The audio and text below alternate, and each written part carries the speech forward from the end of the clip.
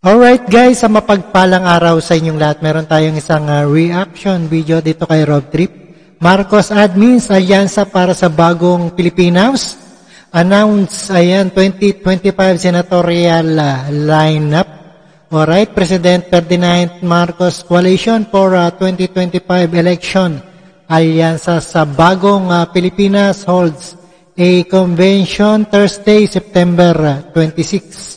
Alright, the Alyansa para sa Bagong Pilipinas is composed a key of political parties, namely Lakas, CMD, Partido Federal ng Pilipinas, Nacionalista Party, at Nationalista People's Coalition, and National Unity Party.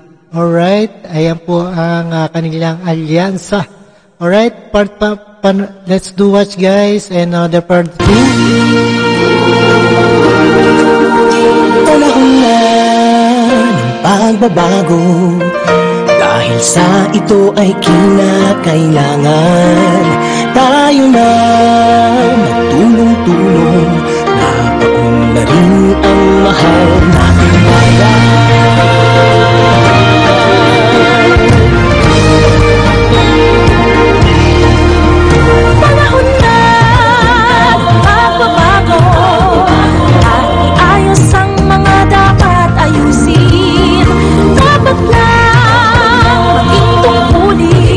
Ayan, dapat ayusin daw.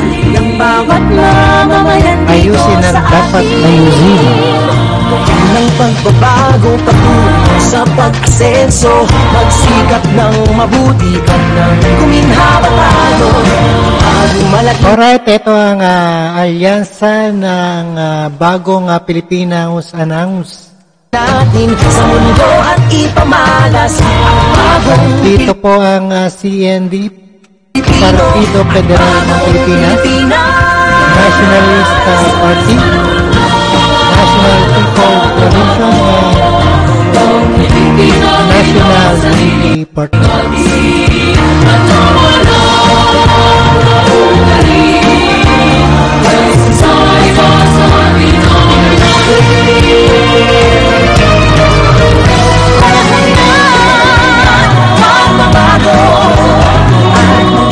sa kahit anong larangan, ang tagumpay ay karangalan.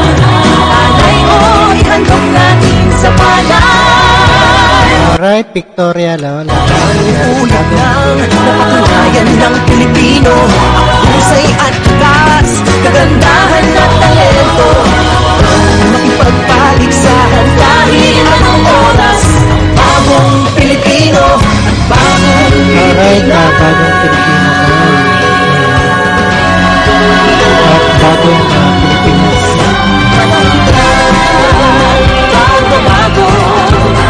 Alright, panorin po natin speech ni PBBM. Hubungan ng Bagong Pilipinas.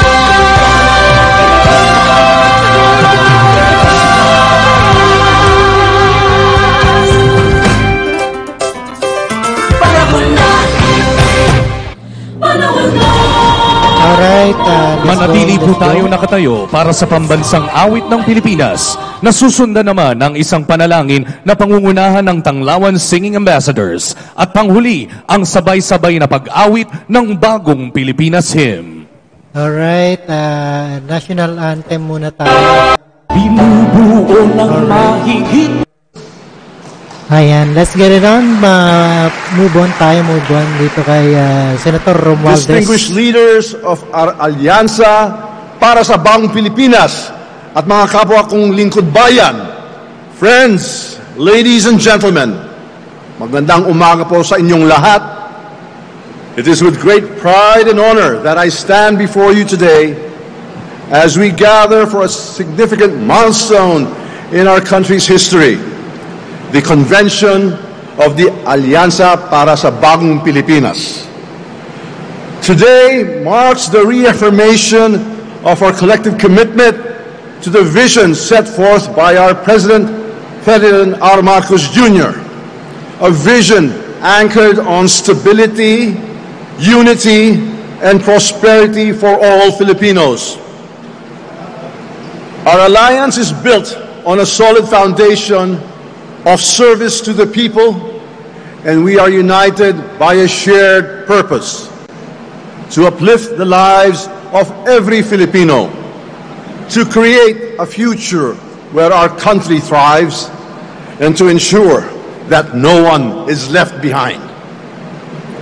When we look back at the challenges our nation has faced, it becomes clear why unity is crucial.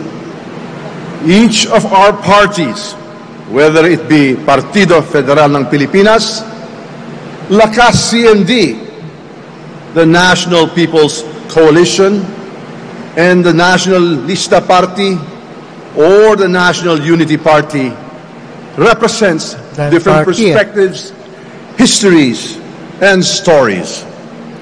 But today, we come together not as separate groups, but as one force for the people.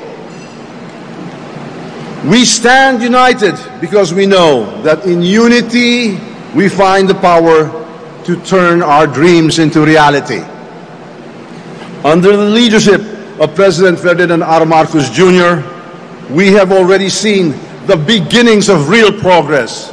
We have witnessed a government that works tirelessly to uplift our economy, secure our future, and restore the hope of every Filipino family. But we all know that the journey doesn't end here. In fact, it is just the beginning. The future we seek is within our reach, but it will require each of us working hand in hand with passion and dedication to bring that future to life. Our alliance proves that despite our differences, we share the same goal: to build a nation where every Filipino can live with dignity.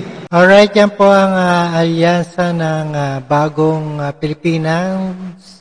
Pilipinas announced ng 2025. Where children can Senatorial live without lineup. limits, and where the most vulnerable among us are never forgotten. As we approach the 2025 national and local elections, we find ourselves at a pivotal juncture. The decisions we make today and in the months to come will shape the direction of our nation for the years to come. It is essential that we stand firm in our resolve to support the programs and the legislative agenda of the Marcos administration. These initiatives have laid the foundation for economic recovery, poverty alleviation, and national security. I am thus confident that the candidates we support, the members of this alliance, and all of us here today will continue to embody the principles of integrity, accountability, and public service. These values will drive us forward as we serve the Filipino people. The challenge ahead are significant, but so is our determination. We have already witnessed the remarkable progress made under President Marcos Jr.'s leadership, and we know that with unity, collaboration, and a shared sense of purpose, we can achieve even more. As we sign the manifesto of the Alianza para sa Bagong Pilipinas today, let it serve as a reminder of responsibilities we carry. We are called to be champions of good governance, promoters of peace, and advocates of inclusive development. We have the noble duty of ensuring that the May 2025 elections reflect the true will of the people, conducted with honesty, orderliness, and transparency. In closing, let us pledge to work together as one. Let us remain steadfast in our commitment to our nation and to our people.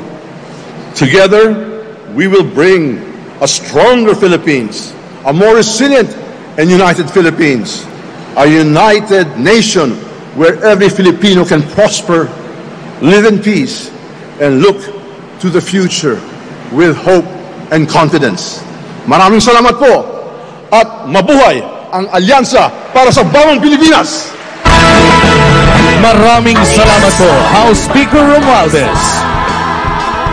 Alyansa para sa pagunlad. Alyansa ng Sa pagkakataong ito, masasaksihan po natin ang isang mahalagang yugto para sa ating bayan. Ang manifesto signing ng Alyansa para sa Bagong Pilipinas. Alyansang pinagtibay ng pangarap at adhikain. Sinubok ngunit nanatiling tutok hanggang sa tuktok. Ating pong tinatawagan sa entablado, sina Governor Reynaldo Tamayo Jr. ng Partido Federal ng Pilipinas. Tugon sa hamon ng panahon. House Speaker Ferdinand Martin Romualdez ng Lakas Christian Muslim Democrats. Secretary Mark Leandro Mendoza ng Nationalist People's Coalition. Senator Mark Villar ng Nationalista Party. At Congressman Luis Raymond Villafuerte ng National Unity Party. Atin naman pong iniimbitahan ang mahal na Pangulo upang saksihan ang manifesto signing. Alyansa ng bagong Pilipino. Alyansa para sa bagong Pilipinas. Alyansa. Alright, yan ang Alyansa ng Bagong Pilipinas. Alright. Ayan, let's get it on.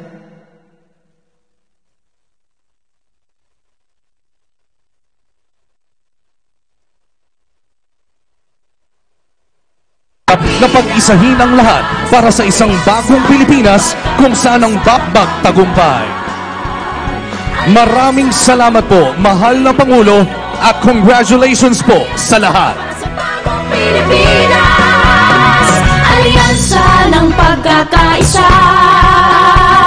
Alyansa para sa pagunlad.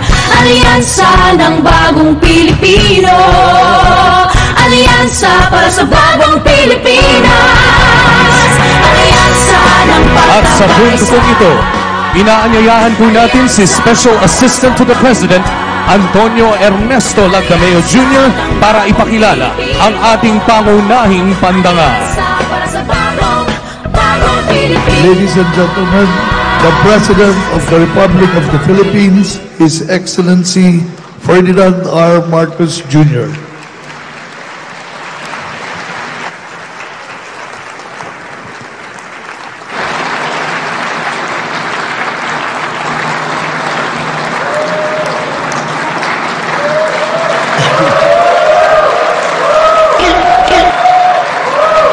Maraming salamat sa ating Secretary na SAP, Secretary Anton Lagdameo. Magsiupo po tayo.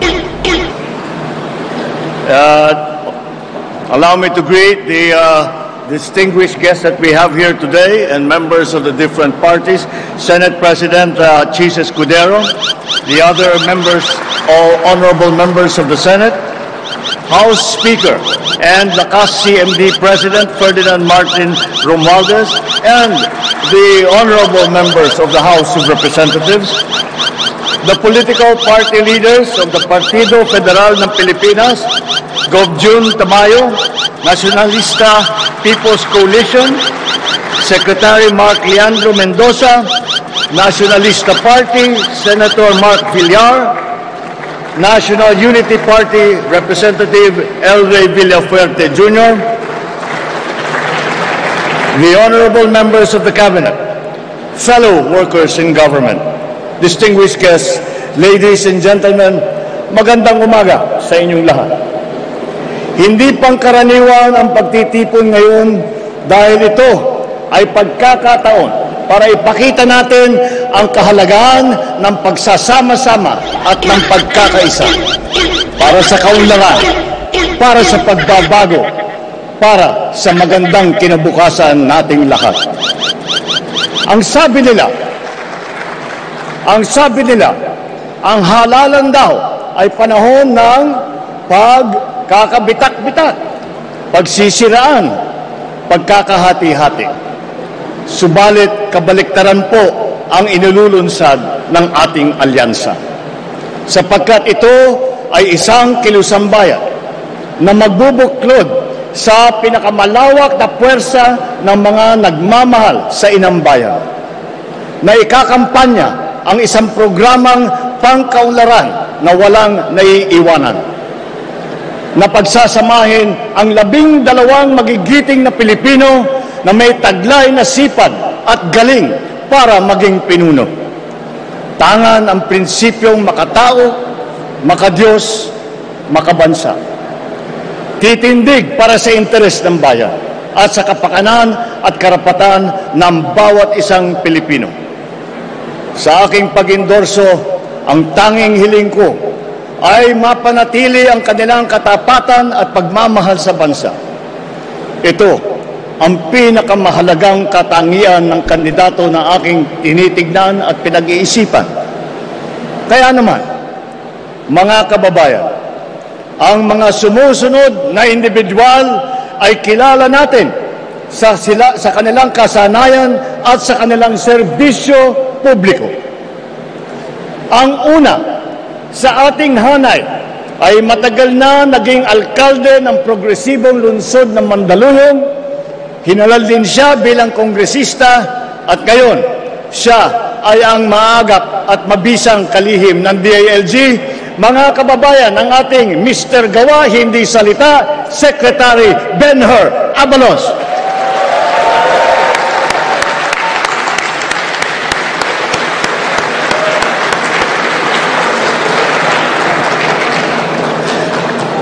Ang susunod naman ay sumabak din sa Kongreso. Wala sa pulyeto ang pruweba ng kanyang kagalingan. Nasa lungsod na mahusay niyang pinamamahalaan. Mga kababayan, Mayor Abby Binay, hindi pwede ang pwede na, dapat better.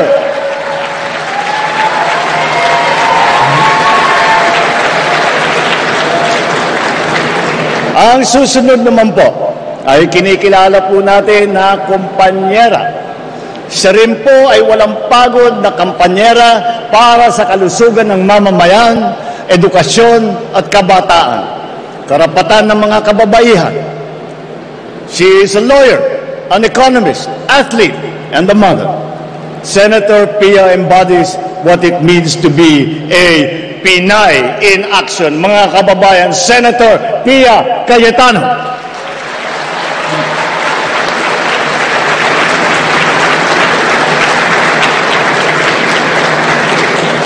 Ito naman ay isang officer and a gentleman na tapat at buong tapang na naglingkod ng lampas 5 dekada sa taong bayan. Ano man ang kanyang sasabihin at gagawin, ito ay laging nakaangkla sa motto ng kanyang alma mater: courage, integrity, loyalty. Isa po siya sa tunay na nagsasabuhay sa mensahe ng aking SONA: ang tama ay paglaban, ang mali ay labanan. What is right must be kept right. What is wrong must be set right. Mga kababayan, Senator Ping Lacson.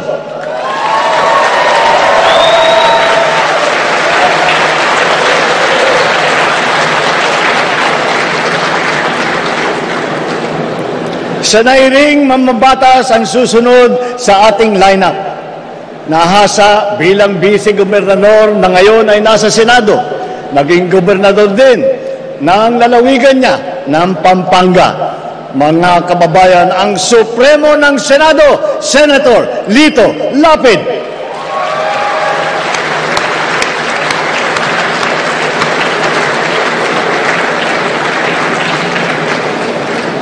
Ang susunod na tagapagtaguyod ng ating bandera ay siya nang yatang pinakamatagal kong kakilala sa hanay na ito. Siya ay walang iba kundi ang aking kapatid, ang aking atay, si Manang Aimee. Nasa dugo na po namin na manilbihan sa kapwa at ang pagmamahal sa bansa. Naging kongresista, gobernador at senador. Sabi rin nila, prangka daw siya. Pero ito ay pagiging prangka sa pagsabi ng totoo at ang pagkikiling sa tama. Sa kanya, sigurado ang kanyang Aimee solution.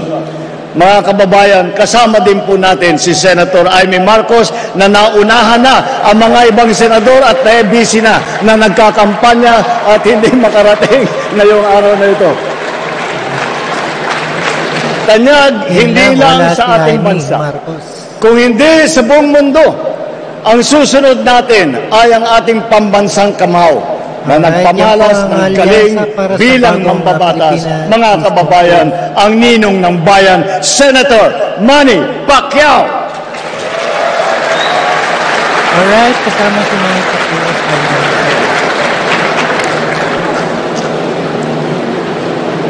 Kilala naman sa marami niyang ginagampanang papel sa iba't ibang larangan. Pero ang pinakamahalaga ay ang pagiging lingkod bayan.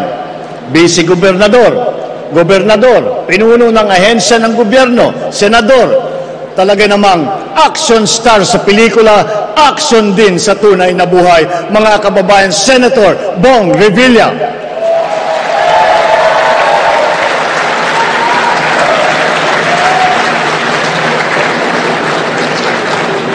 Ang ating susunod ay nakapaglingkod ng 24 na taon bilang senador. Kasama natin sa paglalakbay tungo sa maaliwalas na bukas. Mga kababayan, hindi na po nangangailangan ng introduction ang dating Senate President Tito Soto, maaasahan ng pamilyang Pilipino.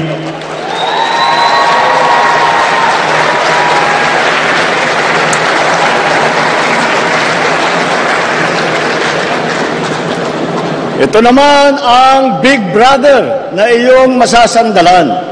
Naging mayor ng Tagaytay, puno ng MMDA, ay ngayon naman ay senador. Mga kababayan, Senate Majority Leader Francis Utol Tolentino, tol ng bawat Pilipino.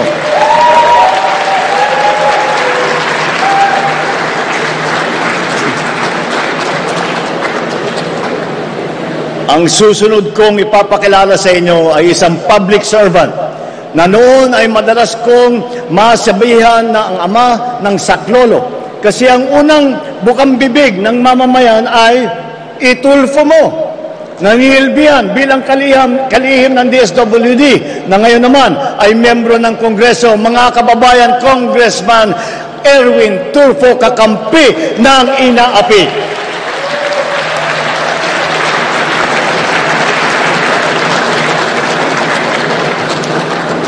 Ngayon, ang aking ika-12 na sa hanay ng pamalas ng husay sa pamumuna, hindi lamang sa pamahalaan, kundi pati sa mga kumpanyang nagbibigay serbisyo sa ating publiko.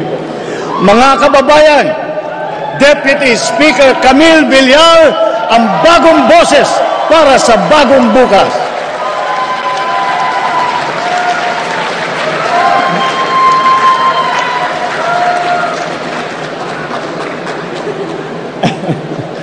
Ika nga, may kanya-kanya tayong abilidad para mapabuti ang ating bansa. Ngunit, kung tayo ay sama-sama nagbubuklod, mas mapapadaling matupad ang ating mga adhikain para sa isang mas magandang bukas. Nasabi ko na rin dati na marami tayong sanay at hasa sa serbisyong publiko. Hindi na po ito bago sa atin. Wala po sa ating hanay. 8 po sa ating hanay ay veterano na senador, Cayetano, Lacson, Lapid, Marcos, Pacquiao, Revilla, Soto at Tolentino. 7 ang may karanasan sa Kongreso, Abalos, Binay, Cayetano, Marcos, Pacquiao, Tulfo at Villar. 5 ang nahasa sa lokal na pamahalaan, si Aimee sa Ilocos Norte, Lapid sa Pampanga, Revilla, Cavite, Binay sa Makati, Tolentino ng Tagaytay, Tito Sen bilang Vice Mayor ng Quezon City. 4 din sa kanila ay nagsilbi bilang miyembro ng kabinete. Abalos sa DILG, Tulfo sa DSWD, Lacson ng Yolanda Rehabilitation Commission, Tolentino sa MMDA. Pagdating naman sa geographical representation, 2 ang tiga Mindanao, Pacquiao ng Bukidnon, Sarangani at Jensan. At si Erwin naman ay lumaki sa Davao Oriental at sa Sulu. Bukod pa ron, ang unang Vicente Soto ay naging senador ay taga Cebu. Ang nanay naman namin ni Amy ay 100% Waray. At ang tatlong malalaking rehiyon ng gitnang Luzon, Kamaynilaan at Timog Katagalugan ay may boses sa ating kupunan. Mga kababayan, sila po ang lineup ng alyansa.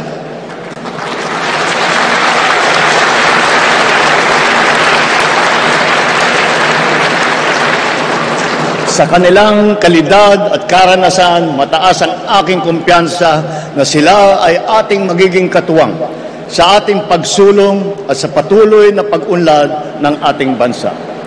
Atin po sila ay samahan at suportahan. Mabuhay po kayo, mabuhay ang ating lineup, mabuhay ang bagong Pilipinas. Alright guys, yan po ang bagong alyansa. The alyansa para sa bagong Pilipinas is composed of key political parties, namely Lakas CMD, Partido Federal ng Pilipinas, Nacionalista Party, National People's Coalition, and National Unity Party. Alright, maraming salamat sa panonood at pakikinig dito kay Rob Trip, and see us again sa ating reaction video, and peace out sa inyong lahat.